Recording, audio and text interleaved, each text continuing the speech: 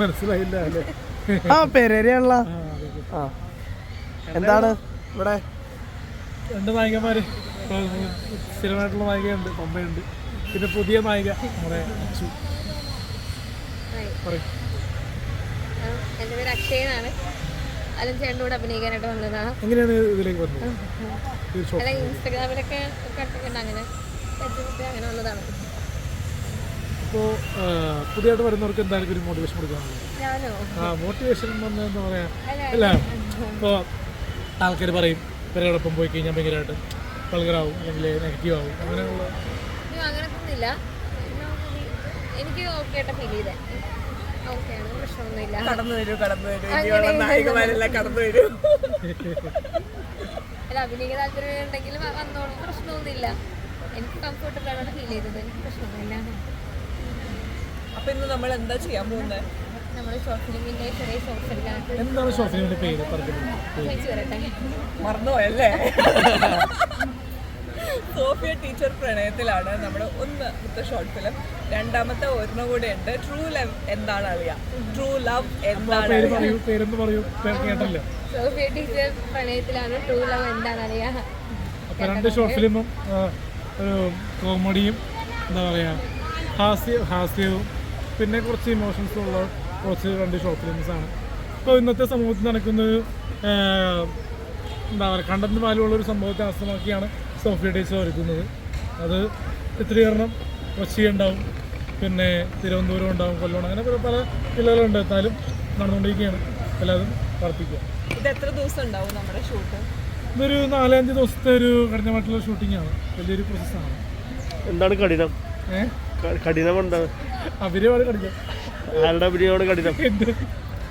അല്ല, അഭിനയം മാത്രമല്ലല്ലോ, അല്ല ഡയറക്ഷൻ, സ്ക്രീൻ പ്ലേ, പിന്നെന്താ തിരക്കഥ, പ്രൊഡ്യൂസർ, ആക്ടർ, ക്യാമറമാൻ അല്ല, ക്യാമറമാൻ വേറെ. ക്യാമറമാനായിട്ട് നമുക്ക് 3 സുഹൃത്തുക്കളുണ്ട്. ഷാഹിദുണ്ട്, ആശയുണ്ട്, ജോണിച്ചേട്ടനുണ്ട്. ബഡ്ജറ്റ് 1 lakh, എല്ലാ വർക്കിലും 1 lakh ആണ്. 1 lakh കുറഞ്ഞോട് ചെയ്യില്ല. 1 lakh ഒന്നും ചെയ്യാൻ പറ്റില്ല, എല്ലാം 1 lakh ഉണ്ടോ. അതെ, ഡബ് ചെയ്യണം, സ്റ്റുഡിയോ പോകണം, അങ്ങനെ ഒരുപാട് പ്രോസസ് ഇല്ലേ. ആർട്ടിസ്റ്റ് പെർ ഡേ എത്ര കോസ്റ്റ് ആവും? ആർട്ടിസ്റ്റ് 10K 5K അങ്ങനെയൊക്കെ പല രീതിയിലൊക്കെ. താങ്കൾ എത്രയാണ് ഇടുന്നത്? താങ്കൾക്ക് എത്രയാണ്?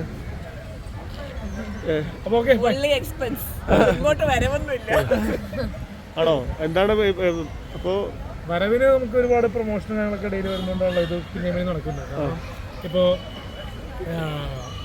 ഡോക്ടർ അമരേന്ദ്രനാഥ് ചെയ്തു, എസ് ഡേവിഡ് ചെയ്തു, പിന്നെ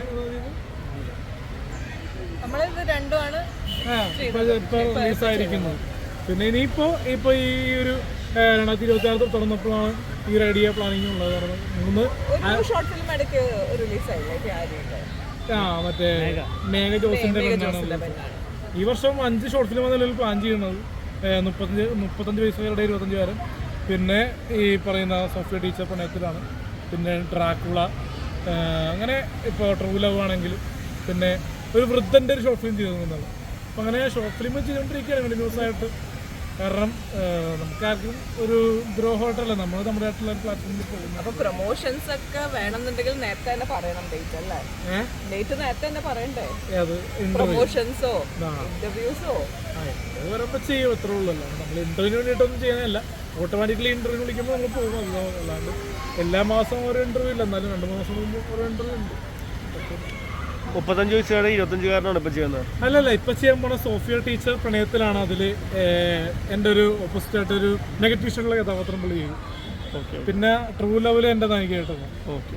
പക്ഷേ സോഫിയ ടീച്ചറിന്റെ പ്രായം ഇതൊക്കെ തന്നെ. ഓക്കെ, ശരി, മറക്കട്ടെ.